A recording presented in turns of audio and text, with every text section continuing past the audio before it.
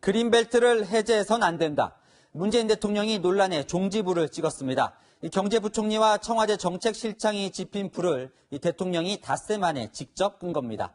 논란은 사라졌지만 상처가 큰 후퇴라는 평가입니다. 우왕좌왕하면서 부동산 정책의 신뢰는 더 떨어졌고 시장의 혼란은 커졌습니다. 어떻게 주택을 늘릴 거냐? 다른 안을 제시했습니다. 첫 소식 전혜정 기자입니다. 서울과 수도권의 그린벨트는 해제하지 않기로 했습니다.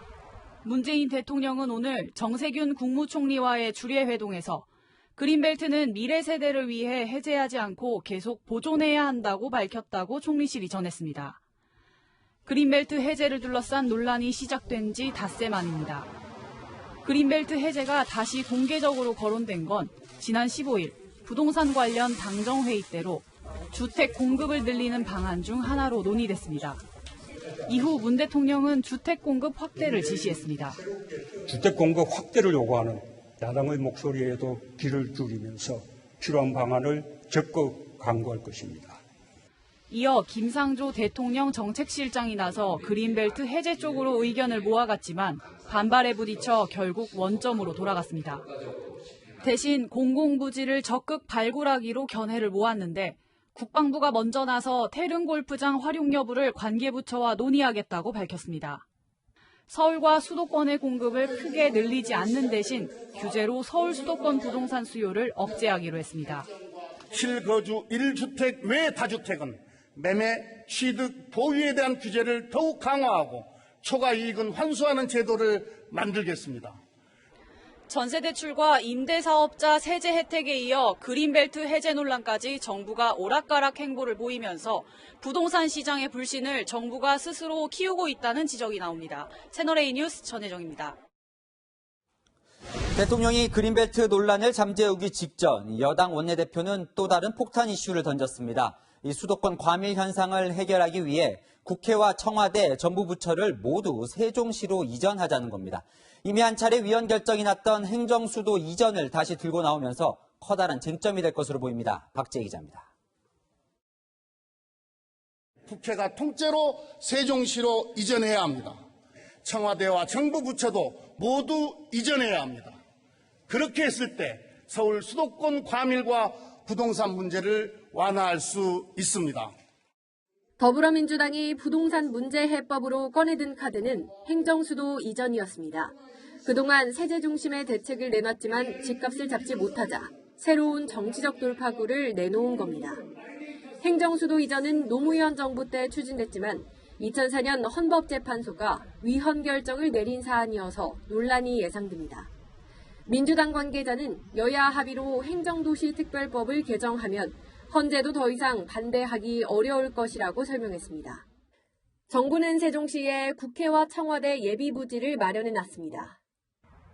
국회가 들어설 가능성이 있는 곳으로 거론되는 부지입니다. 앞에는 강이 있고 뒤에는 산이 있는 이른바 배산임수 지형인데요. 국무조정실과는 불과 1km밖에 떨어져 있지 않습니다. 세종부처 공무원과 시민들은 일단 환영하는 분위기입니다. 국회가 넘어온다면은 진정한 행정도시가 될 것 같은 생각이 드는 것 같습니다. 기업들도 이제 또 유치가 될 수 있잖아요. 세종시에 학교도 그렇고 그래서 여러 가지 인프라가 세종시로 좀 집중이 되면 생활 수준이 이런 것들이 좀 상승되지 않을까.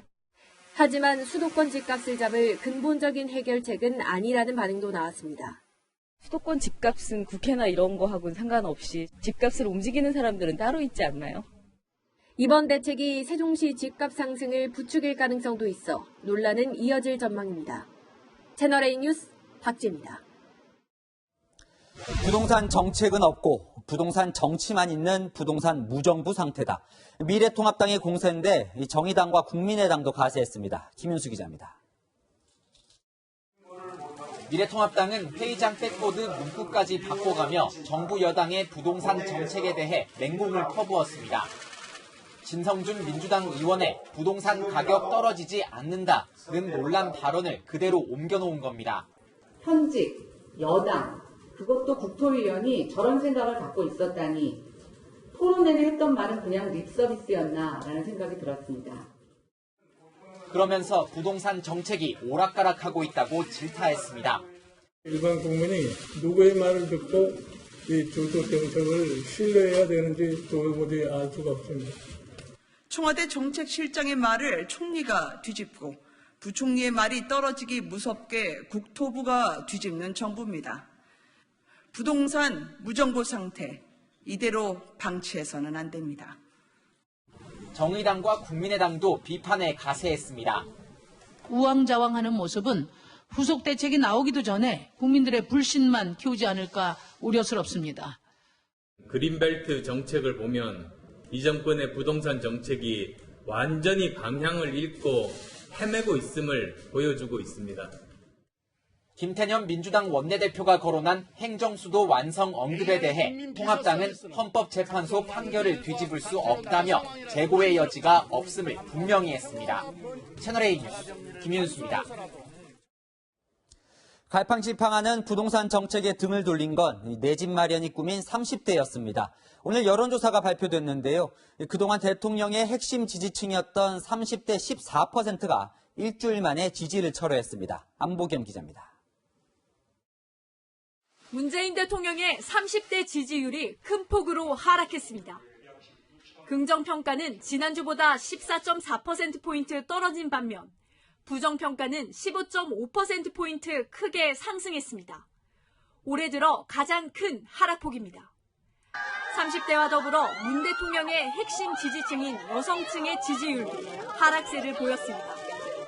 긍정평가는 지난주보다 6.6%포인트 하락했고 부정평가는 7.5%포인트 올랐습니다. 부동산 정책에 대한 평가, 박원순 시장에 대한 이른바 2차 가해와 관련된 논란이 하락과 관련된 주요 요인으로 보여지고요. 민감한 이슈인 부동산 정책과 박원순 전 서울시장의 성추행 관련 의혹이 한꺼번에 겹치면서 지지층 이탈이 두드러졌다는 평가입니다. 친구들이랑 자리를 하다 보면은 뭐 이런 정치 관련된 얘기가 나오면은 문재인 대통령의 이런 좀 국정 운영이 좀 잘못됐다는 얘기가 굉장히 많이 나오고 있어요. 예, 지지하는 팬이었어요. 지지자였는데 부동산 대책 그거 어쨌든 간에 정부에서는 그거 잡으려고 노력을 하겠지만은 글쎄요.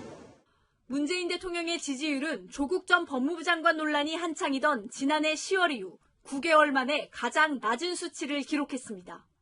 인터넷 유명 포털 사이트에서는 문재인 내려와라는 검색어가 실시간 검색어 순위에 오르기도 했습니다.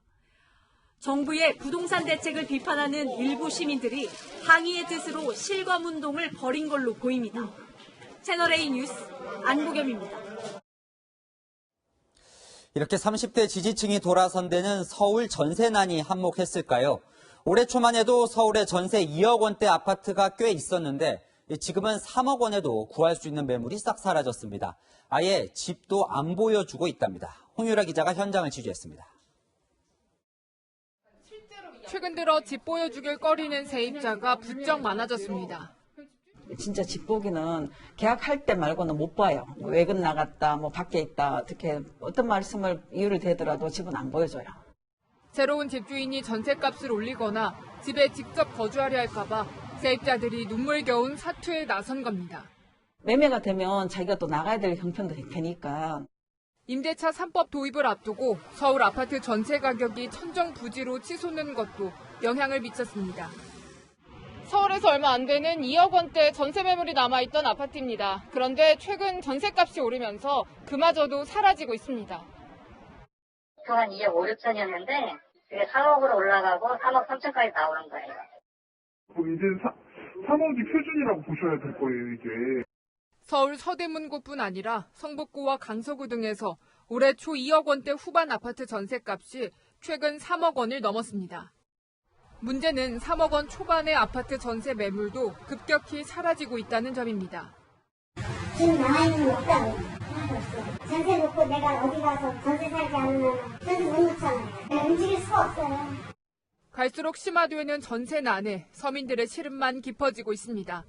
채널A 뉴스 홍유라입니다.